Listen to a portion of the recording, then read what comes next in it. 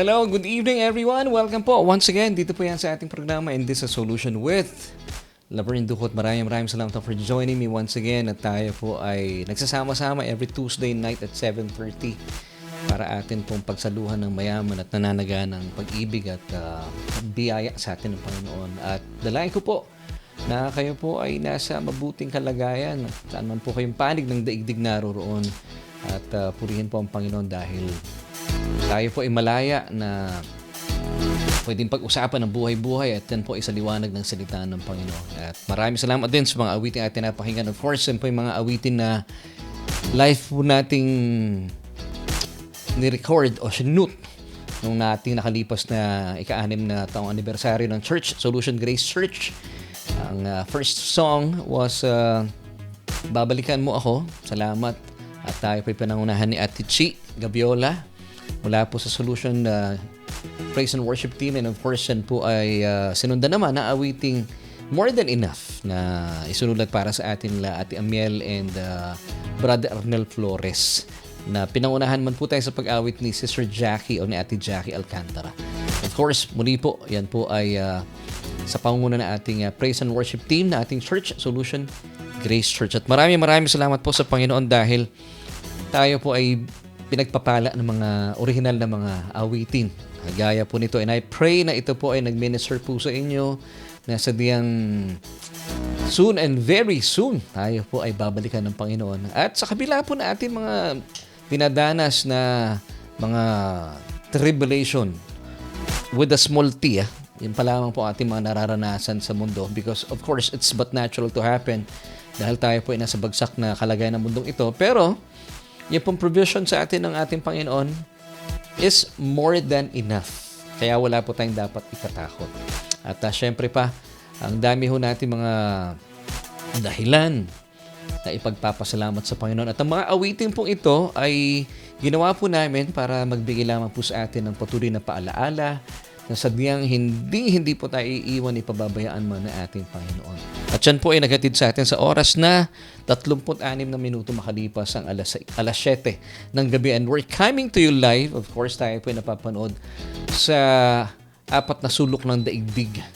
At maraming salamat po sa mga kaibigan, mga kapatid, mga kaklase natin na sinasamahan tayo.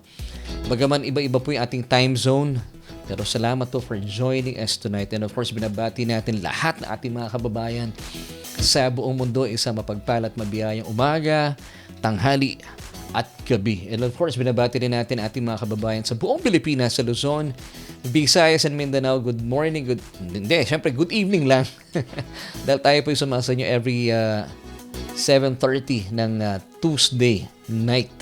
And of course, salamat sa Panginoon sa pagkakataong ito. And tonight, ang ganda po na pag-uusapan natin.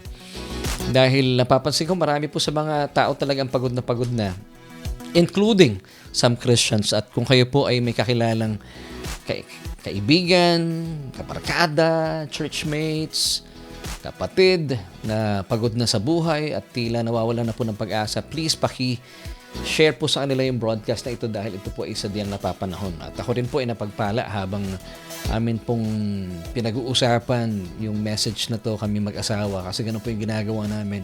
Nagkakaroon muna kami ng aming mga personal devotion, then nagpapalitan kami ng aming mga kapahayagan mula sa salita ng Panginoon at doon po lumalabas ang mensaheng gusto pong ipahayag ng Panginoon sa pamagitan po ng inyong lingkod para ibahagi sa ating programa. At ang amin pong panalangin ay kayo po ay magkaroon din ng sariling kapahayagan. Ang sa gayon, kayo po ay mapagpala. At ito po ay mai-apply natin sa ating mga buhay. Ika nga, pag kayo po ay nagbabasa ng Biblia, dapat ikonsidera po natin yung 3 letra. CIA. Ano ibig sabihin ng CIA? Dapat tama yung context. That's the letter C. Ano naman yung I? Tama din po yung interpretation. And then yung A, tama po ay marapat lang na mayroong application. Ika nga para maranasan po natin, hindi lang tayo magkakaroon ng revelation or information. Yung pong mga revelation ating tinatanggap or information, that's knowledge. But if we put it into application, that becomes wisdom. Yan po ang maganda. No? So tatandaan natin, whenever you study the Bible, dapat available 3 letters na yun. C, I, and A. Yan. Ano po uli yung C? Right context, And then the I is right interpretation, and the A is application. Amen. And sa atin pong pagpapatuloy, gusto umunang batiin lahat ng ating mga kaibigan na kasama natin tonight. And of course, meron din po tayong mga nanonood via sa ating TikTok account. And siya nga pala, tayo rin po ay napapakinggan sa Spotify and Apple Podcast at sa atin pong YouTube channel. Yung YouTube po ay replay po yun. But sa atin pong Facebook, tayo po ay we're coming to you live right now. And alam ko sila Ate Jackie, bagaman nasa gig sila, pero sinasamahan tayo tonight. So Ate Jackie, thank you for joining us. Pinabati rin natin, of course, happy birthday kay Budi, ang butihing anak ni Brother Alan and Sister Andeng. I hope na nanonood si Budi ngayon. Happy birthday to you, Budi. At of course, binabati rin natin mga sumusunod, mga kasama natin tonight, Sister Gigi. Of course, lagi natin kasama every Tuesday night. At hindi nawawala si Sister Sally and Brother Joel Rayo. And salamat din po for joining us tonight, si Brother Fidel Gabiola. Maraming salamat po for joining me tonight. And of course, Sister Rosemary Casoco, sila Brother Ruel Paganpan. See you, bro. Balita ko, third Sunday na daw kami. So see you on next Sunday. After this Sunday. Yan po yung kapatid natin sa The Gospel of Grace and Truth Christian Church Taytay. At binabati natin lahat ng ating mga kaibigan, mga kapatid dyan sa Taytay, sa The Gospel of Grace Truth Christian Church Taytay. Kay Nanay Beng Francisco, thank you so much din po sa inyo. At salamat po, kayo po'y kasama namin tonight. Sister Becky Amber Nidea, good evening po, watching from Bicol. Wow, ang layo Salamat po dahil ika nga hindi tayo nahahadlangan ng layo ng ating mga kinaroroonan. And of course, si Ver. Gusto kong batiin si Brother Ver. Magandang gabi sa iyo at kay Ate Edsel. Magandang gabi sa inyong mag-asawa. Thank you for joining us tonight. Sino pa ba? Binabati rin natin ito, sabi ni Brother Ruel, watching with Sister Marisa Remo Paganpan. Hello, Sister Marisa, at sa mga kiddos na kasama din nila. Of course, yung iba ay nasa school pa. And si Kuya Andy Magalong from Kuwait. Alam po, nasa Kuwait siya At binabati rin natin si Tita Pinky Hamili, si Tita Rosa Hamili. Blessed evening din po sa inyo. Yon, si Tita nanonood. Hello kay Tita Josie na alam kong kasama niya sa bahay. Yon. And of course, si Sister Mabel Englisa, magandang gabi po sa inyo. Si Ate Ana, sorry sa Manalastas. And of course, congratulations sa kanilang mag-asawa, kay Brother Ewat, sa kanilang mga pinagpalang mga anak. Amen. Si LJ at saka si Liam. Yan. Congratulations sa inyo, kiddos. And kay Brother Jan Soleta, good evening din po sa inyo. At binabati rin natin si Brother Philip Joshua Ballesteros Vitales. And meron pong prayer request dito si Sister Becky Amber Nidea. Please pray for our safety po. Kasi ang lapit namin sa Bulkang Mayon. Ay, oo nga. Yes, in the name of Jesus, kapatid, claim po natin yung protection ng Panginoon sa inyo. That no weapon that is formed against you shall prosper. Kasama yan sa scope na yan at panghawakan po ninyo na kayo po ay nasa pag-iingat ng Panginoon. Thank you po sa inyo pong pagbabahagi na inyong kalagayan at prayer request. Once again, that's Sister Becky Amber Nidea. Sila daw po ay malapit sa Bulkang Mayon. Thank you so much and God bless you all, sabi ni Sister Becky Amber Nidea from Bicol. And watching from Batangas City, salamat kay Brother Jan Soleta. Alam ko nagpakilala sa atin kay Brother Jan si Sister Maylene. Maraming salamat, Sister Maylene. And of course, hindi nawawala si Nanay Carmelita Mendoza Hanoras at si Ate Sara Flores Lamo. Namimiss na natin sa Ate Sara. Thank you for joining us tonight. And Nanay Carmelita, miss na po namin kayo sa church. Dumadalaw si Nanay Si Nanay Carmelita ay taga Angono, Rizal, pero dinadalaw tayo every time na pupunta sila ng Las Piñas. Sila po ay nag-church sa Solution Grace Church. And kay Ate Andeng, once again, Ate Andeng, pakisabi na lang kay Budi, happy birthday. And kay Nanay Ruth Katakutan, good evening din po sa inyo. Thank you for joining us. Yun, binabati din natin kasama natin sila si Eman. Yun, si Eman. Eman, kumusta? And blessed evening to all. Timing topic, sabi ni Sister Maria Dolores Santa Ana. Yun. Yes. Ang ganda po ng topic natin for tonight. At of course, sa mga kaibigan po natin, kung kayo po ay first time na naparito, at ang ganda po pag-uusapan natin, kung kayo po ay pagod na sa buhay, ang atin pong message for tonight ay why you're tired. The reason why you are tired. Alamin natin, reason, hindi ko nilagyan ng S, reason. Yung premiadong dahilan. Alamin natin yung primary cause. Bakit tayo pagod? At meron tayong question for tonight at mamaya po ibibigay ko sa inyo. Of course, tuloy-tuloy lang panonood. Dito lang yan, syempre pa sa inyong programa.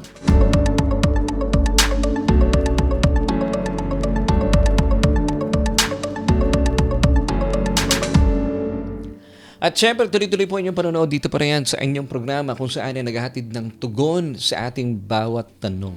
And of course, this is Solution with Laverne Ducot, and that's me. Maraming salamat po for joining me tonight. Alam nyo, napakaganda po ng pag-uusapan natin. And siya nga pala, if kayo po ay napapagpala at naniniwala sa ating mga tinatalakay, ay paki-share po ito sa inyong mga mahal sa buhay, sa mga taong pagod na, yung bang tipong para bang susuko na sa buhay. At isama nyo na po yung mga kapatiran natin, kung may kakilala kayong pagod na, yung bang tipong hindi na makangiti at paulit-ulit na yung kanilang mga problema, please pakitag po sila. At kapagpala po sa ating mga pag-uusapan. And ang atin pong message for tonight ay ang ganda. Ito po ay binigyan ko ng title once again, The Reason Why You're Tired. The reason why you're tired. Bakit nga ba? Ano yung reason? Ano yung dahilan? Bakit ka pagod? Alamin natin yung primary reason, yung premiadong dahilan. Bakit pagod ang tao, including some Christians. Ay marami pong napapagod. At alam nyo, yan ang bagay na ayoko napapagod eh. Dahil pag pagod ka, affected lahat eh. Yung inyong kaluluwa, yung isip mo, damdamin mo, kalooban mo, at pag yan po ay sobrang apektado, magkakaroon po ng hindi magandang kapahayagan sa inyong kalusugan, sa inyong physical body. Lagi po masakit ang ulo mo, at pag masakit ang ulo mo, hindi ka makapag-concentrate, hindi mo magawa yung dapat mong gawin, at hindi po tayo nagiging productive. Ako bilang taong may nararamdaman, ayoko ng ganun. Pagod din kaluluwa mo, pagod din yung katawan mo, at syempre yung iba, pag pagod din katawan, maraming mga sakit, marami ring mga iniinom na gamot, at kapag kayo po ay maraming iniinom na gamot, hindi rin po yan malusog sa inyong mga kidneys, dahil sinasala pa rin po yan ng inyong mga bato.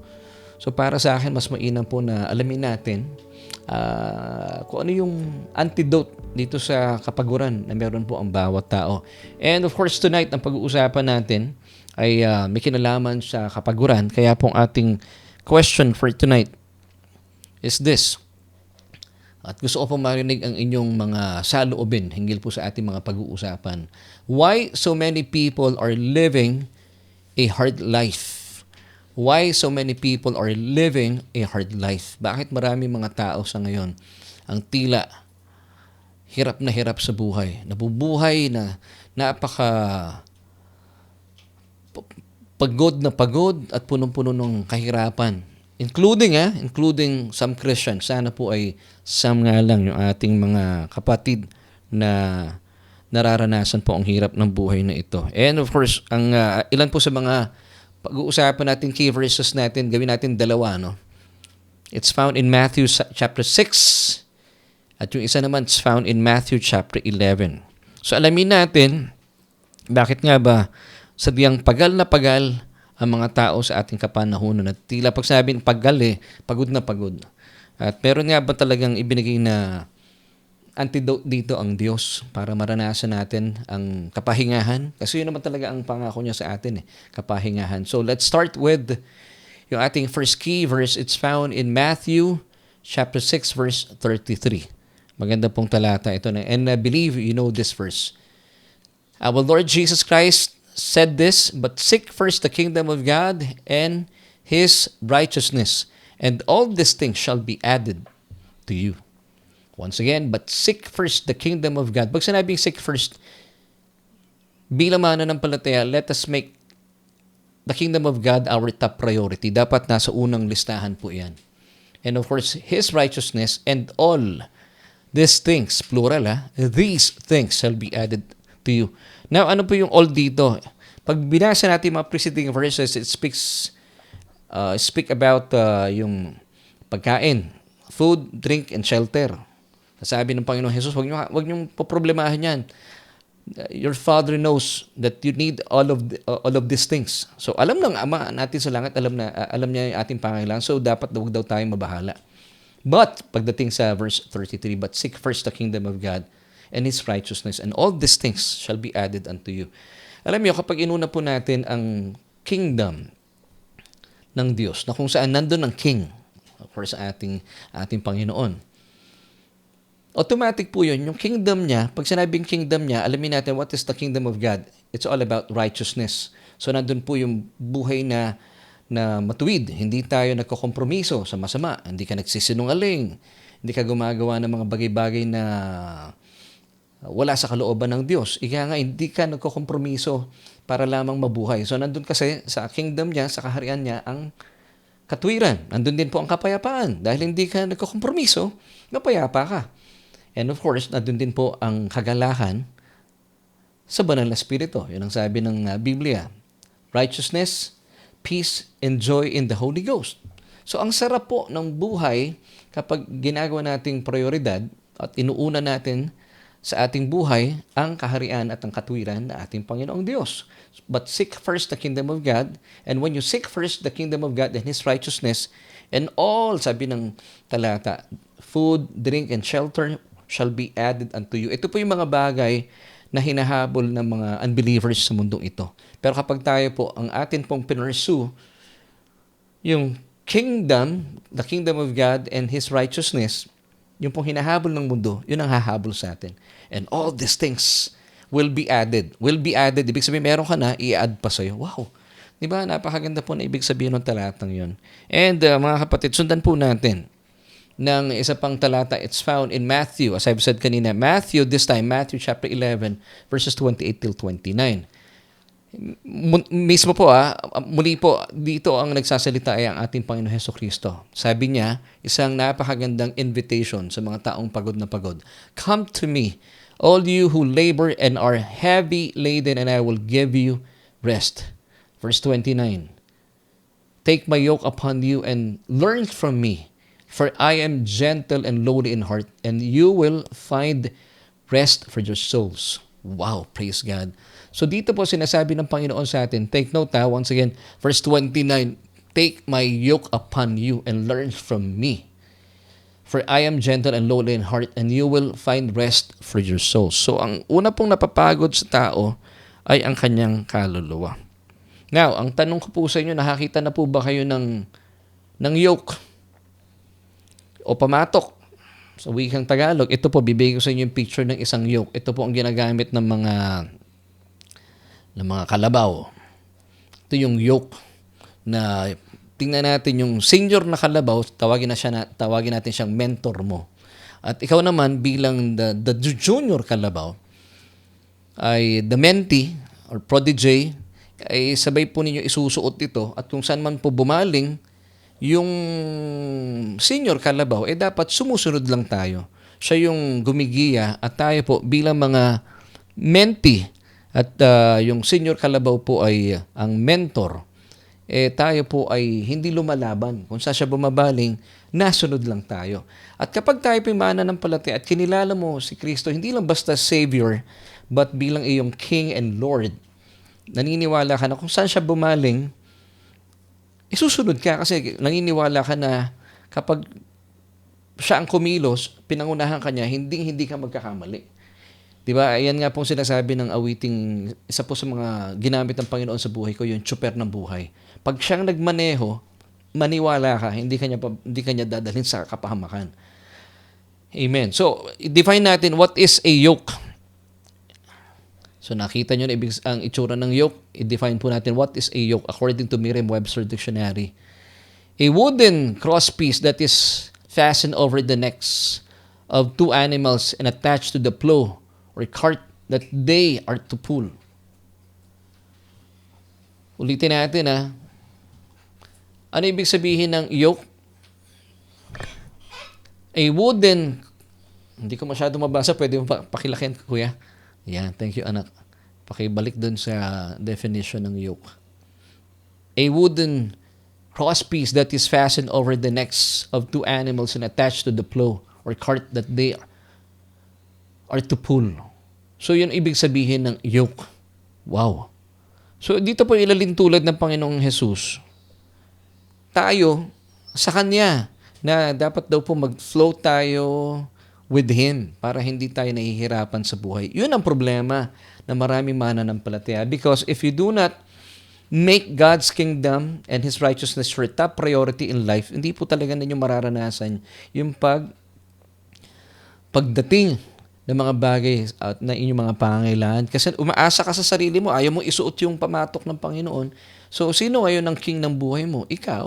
Ikaw ang nasusunod. So, that's the problem. Samantala, sinasabi ng iba, ay naku, mahirap yatang isuot ang pamatok ng Panginoon o yung kanyang yoke. Sabi niya dito, in Matthew chapter 11, verse 30, ang ganda po ng sabi dito ng Panginoon, for my yoke is easy and my burden is light.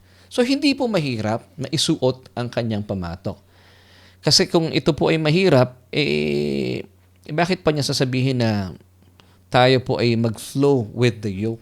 Samantala, ang yoke niya is, tingnan po natin yung word dito, easy and light. Now, ito ang wisdom.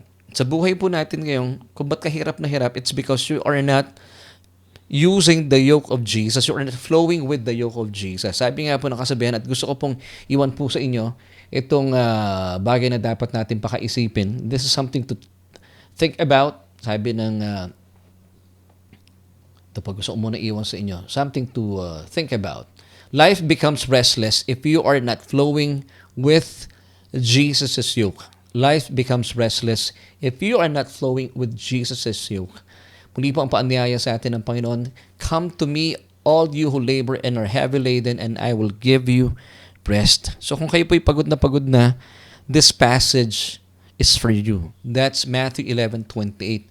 And verse 29, once again, take my yoke upon you and learn from me, for I am gentle and lowly in heart, and you will find rest for your souls. Amen. So madali lang naman talaga ang yoke ng Panginoon. So going back to our question for tonight, why so many people are living a hard life?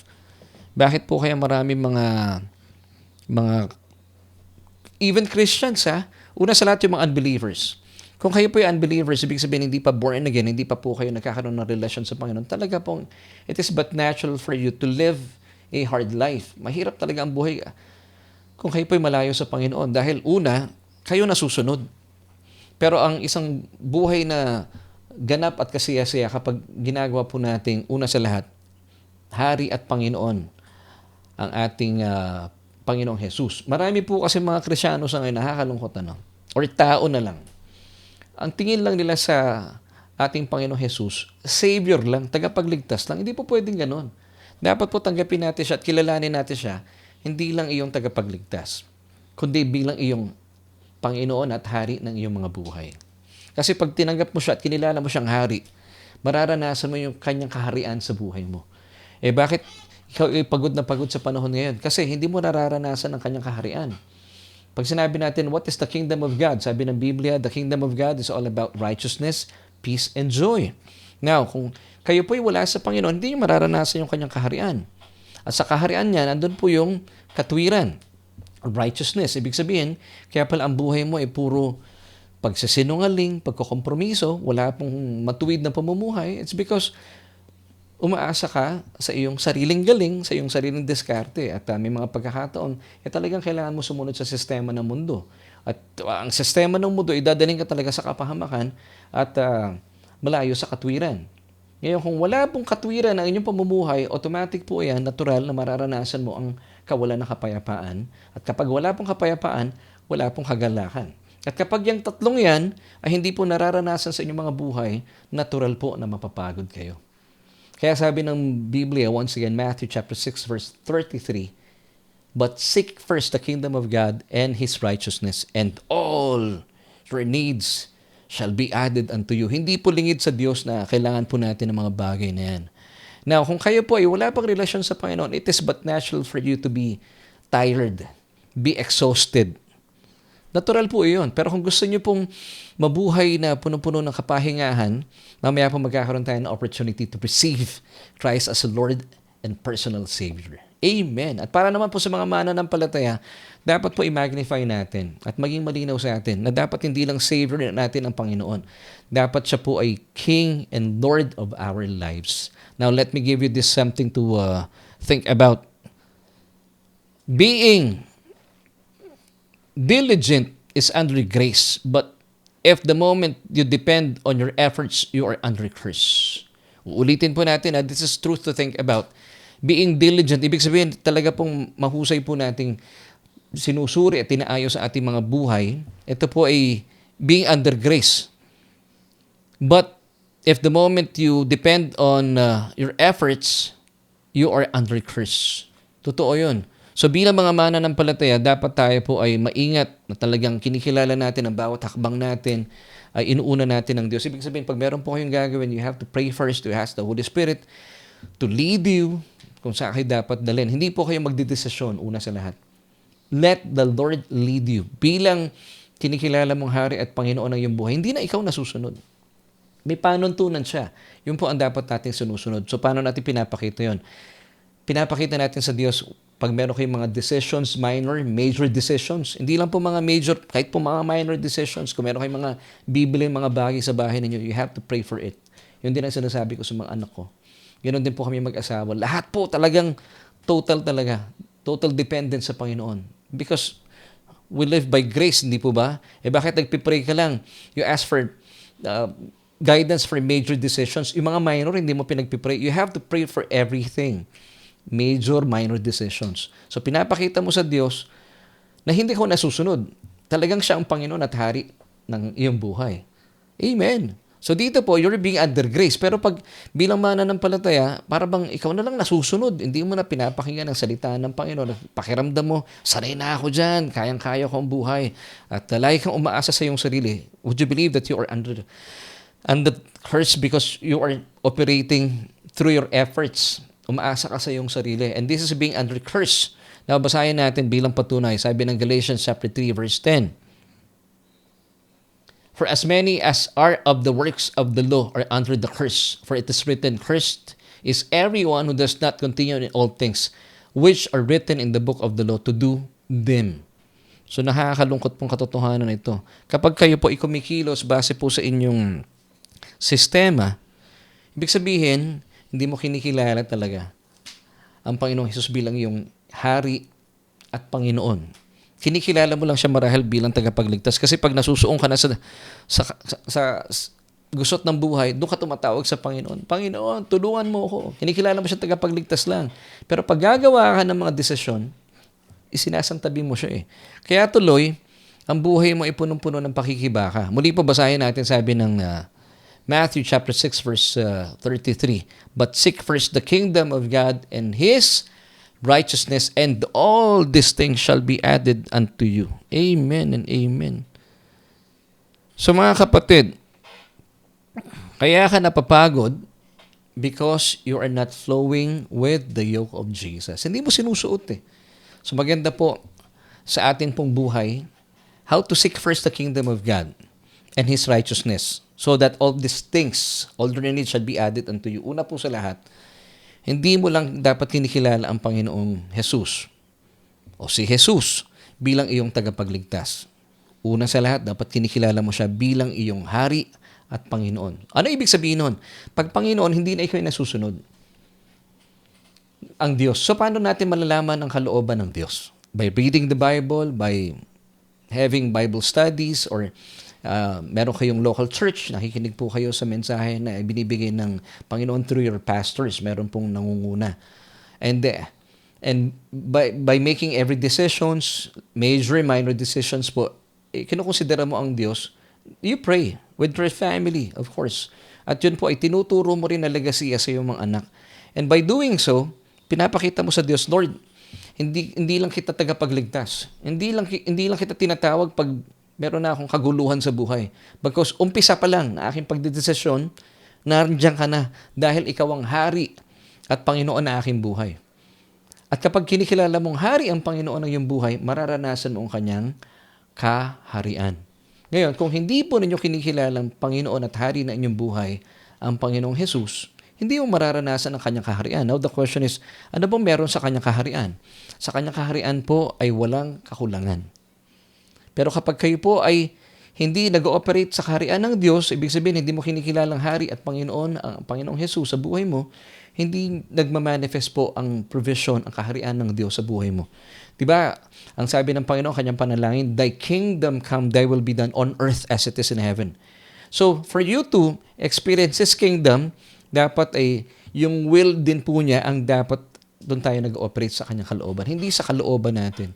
So, this is the reason kung bakit ikaw ay pagod na pagod. Reason, wala pong esa, the only reason.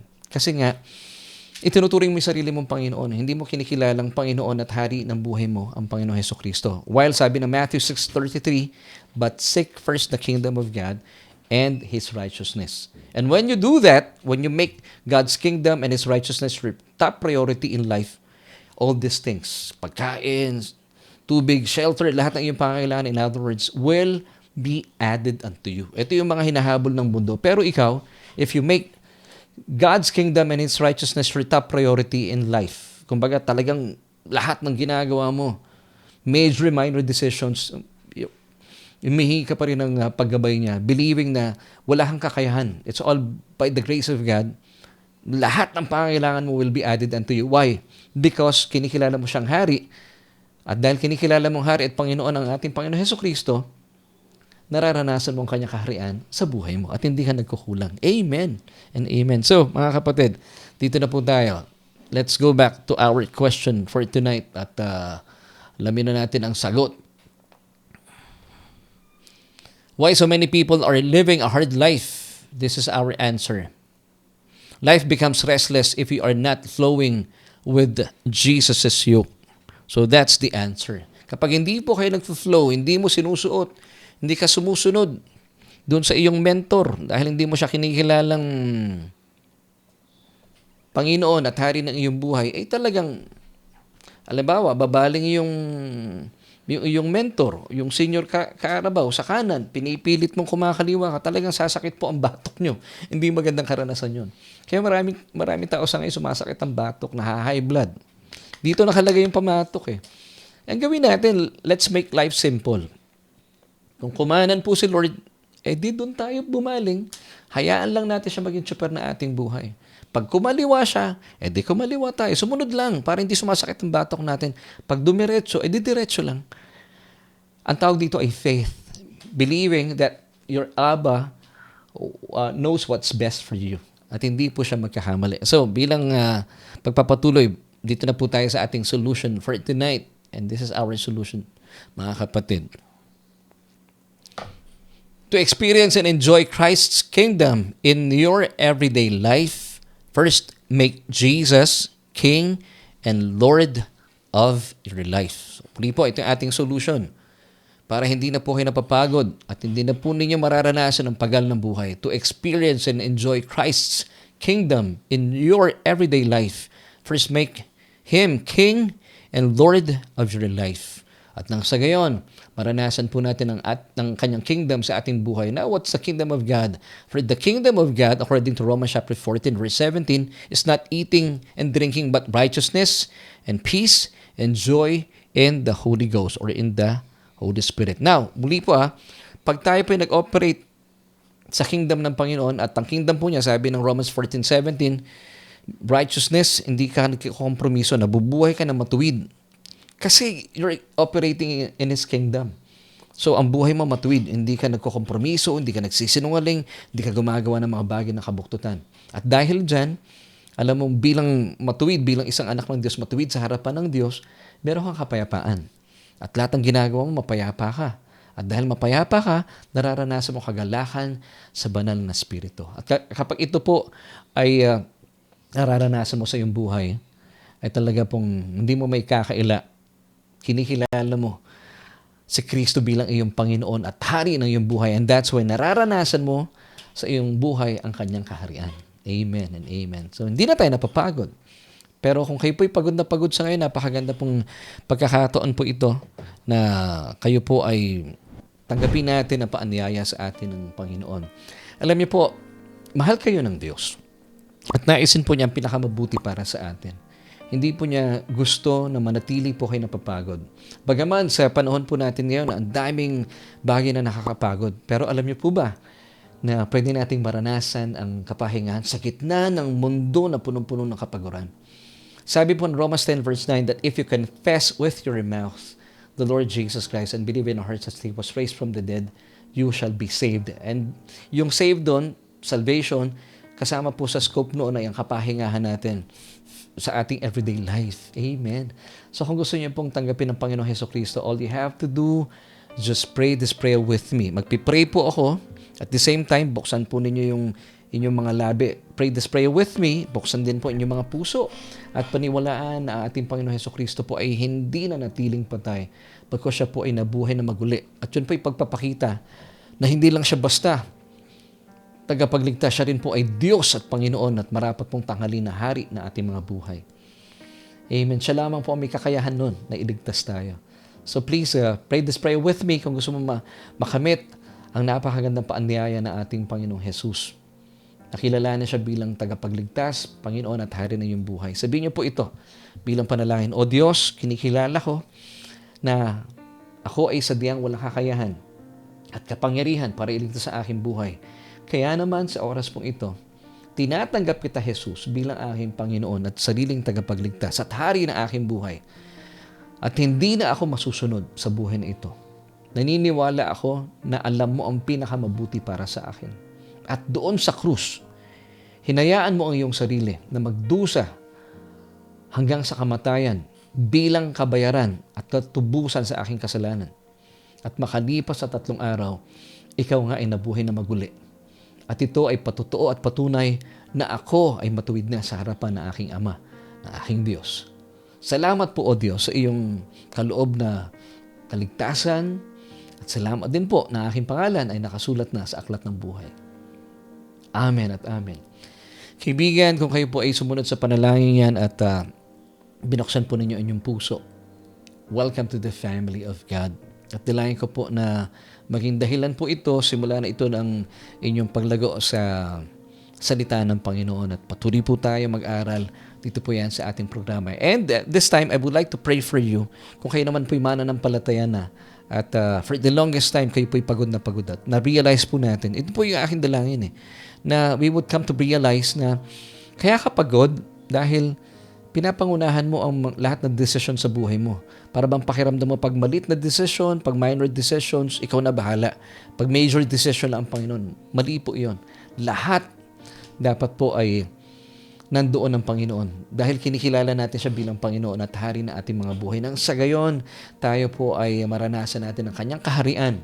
Kahit dito man din sa mundong ito, mararanasan ang kanyang kaharian. At hindi po tayo magkukulang at papawiin po nito ang ating mga kapaguran at kapagalan sa buhay.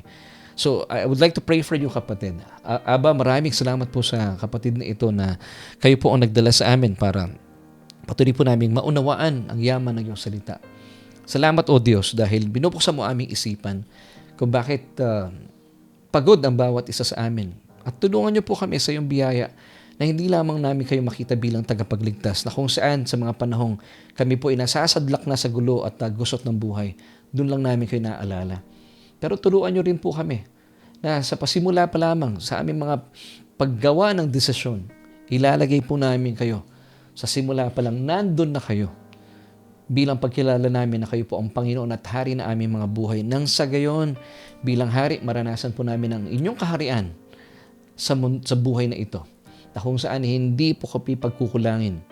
Bagaman ang mundo po ay kinukulang at napakaraming problema. At napakadilim po ng mundong ito, pero ang aming mga buhay sa iyong kaharian ay sadyang nagliliwanag. Salamat po sa mensaheng ito. Dalayan ko po marami po ang mapagpala at marami pong matuto. At patuloy po nilang maranasan sa mula ngayon ang kapahayagan ng liwanag na iyong salita. Ito po aming panalangin sa matamis sa pangalan ni Jesus. Amen at amen.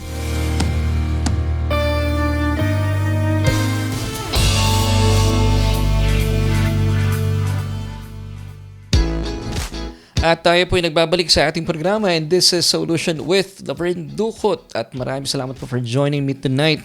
Ang bilis ng oras, it's already 13 minutes after 8. Alam nyo, pinapaigsi ko na lang po yung ating programa nang sa gayon ay straight to the point na tayo. At alam pong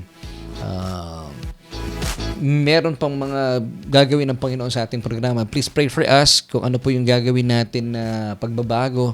At gusto po namin maabot ang inyong mga buhay-buhay kung paano tayo makakatulong.